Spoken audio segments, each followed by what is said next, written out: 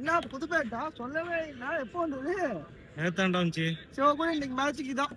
Data புறா புதுசா வாங்கணும்னு கொண்டு போய் அப்படியே நேரம் மேட்ச் விளையாண்டுருவியா? தம்பி பேட் எவ்வளவு நல்ல பேட்டா இருந்தாலும் இதே இந்த பேட்டை எடுத்துக்குவேன். இது நம்ம பேட்ஸ்மேன் கிட்ட தான் வாங்கியிருக்கோம். நல்ல ப்ரொஃபைலு, தோலாம் பாரு சூப்பரா இருக்கு, வெயிட் பேலன்ஸ் நல்லா இருக்கு. எவ்வளவு நல்ல பேட்டா இருந்தாலும் நேரா கொண்டு போய் மேட்ச் ஆடக்கூடாது, லாக் பண்ணணும். இந்த பேட் நாக் ஃபர்ஸ்ட் செக் பண்ணணும்.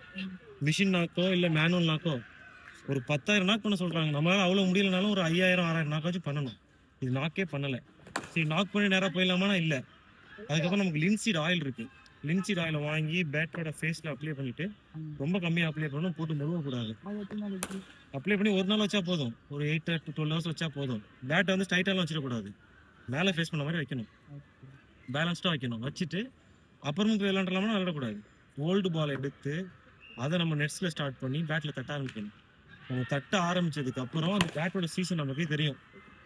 எல்லா ஸ்பாட்டும் சூப்பரா சவுண்ட் வரும். அதுக்கப்புறம் கொண்டு போய் விளையாண்டாதான் லைஃப். நம்ம எவ்வளவு நல்ல பேட் வாங்கணும் முக்கியம் இல்லை, அது எவ்வளவு நல்லா மெயின்டைன் பண்றது முக்கியம். அதனால பேட் வாங்கினா ஃபர்ஸ்ட் நாக் பண்ணு, ஆயில் பண்ணு, அதுக்கப்புறமா பழைய காலத்து டச் எடு, அப்புறம் போய் மேட்ச்ல ஆடு. சாவடிச்சு உன்னிட